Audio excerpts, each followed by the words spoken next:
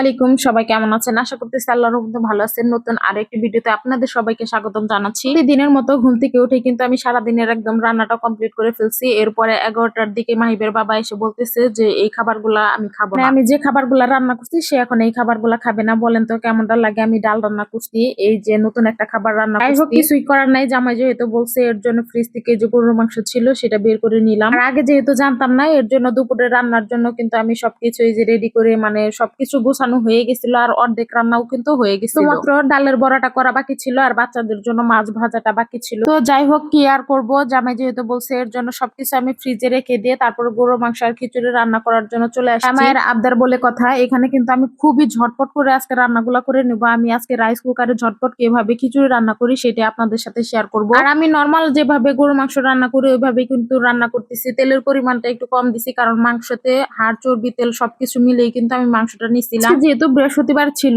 আমরা সবসময় শুক্রবার দিন একটু ভালো মন্দ খাওয়ার চেষ্টা করি, এর জন্য ভাবছিলাম যে শুক্রবার দিনে রান্না করবো। আর বৃষ্টি পড়তেছে, এর জন্য মাহিবের বাবা বললো শুক্রবার দিনে এবার রান্না করতে হবে না, আজকে মানে বৃহস্পতিবার দিন রান্না করে ফেলো। রান্না করার জন্য দেখতেই পারলেন আমি কিন্তু খুবই নর্মাল ভাবে রান্না করতেছি, মানে ঘরে যা যা মশলা ছিল সেগুলো দিয়ে রান্না বসিয়ে দিচ্ছি। হ্যাঁ, স্পেশাল যে গরুর মাংসের একটা মশলা আছে, ওই মশলাটা কিন্তু আমি সবসময় ব্যবহার করি যাতে গরুর মাংসটা খেতে আরো বেশি মজা লাগে। খিচুড়ি রান্নার জন্য এদিকে আমি চালটা ধুয়ে নিচ্ছিলাম আর আরেক দিকে গরুর মাংসটা কষিয়ে নিচ্ছিলাম খুব ভালো করে। পরিমাণে বাতাস ছিল যে বারে বারে আবার চুলাটা বন্ধ হয়ে যাচ্ছিল, আর এদিকে 12টা বাজে আমি সেটাই দেখাচ্ছিলাম আপনাদের সাথে। ভোর 6টার থেকে আমি কাজ শুরু করি। আমি কিন্তু সবসময় 10টা 11টার মধ্যে সব কাজ শেষ করি, কারণ এরপরে বাচ্চা নিয়ে সারাদিন কাটাইতে হয়। আজকে 12টার দিকে আমি আবার রান্না করতেছি, মানে সকালবেলা একবার কিন্তু সারাদিনের রান্না আমি কমপ্লিট করে ফেলছি। এরপরে কিন্তু আবার দুপুরে করতেছি। এই যে এখানে কিন্তু খুবই ঝটপট করে আমি খিচুড়িটা বসিয়ে দিছি, মানে নর্মালি যে গুঁড়া মশলাগুলো আছে, তারপর আদা রসুন বাটা, এই সব কিছু দিয়ে আমি খুব ভালো করে কিন্তু এই যে মেখে নিতেছি। আমরা সবাই জানি কিন্তু রাইস কুকার বা প্রেসার কুকারের খিচুড়িটা খেতে এমনিতেও অনেক বেশি মজা হয়, যেহেতু সবকিছু টাইম অনুযায়ী করতে হয়, কারণ আমার বাচ্চার হোস্টেলের খাবার দিতে হয়। এর জন্য কিন্তু আমি খুবই ঝটপট আজকে কাজগুলো শেষ করে নিচ্ছিলাম। বলতে বলতে এদিকে গরু মাংসটা কিন্তু কষানো হয়ে গেছে। এখন আমি গরম পানি করে তারপরে এর মধ্যে দিয়ে দিতেছি। গরম পানি করে মাংসের মধ্যে দিলে কিন্তু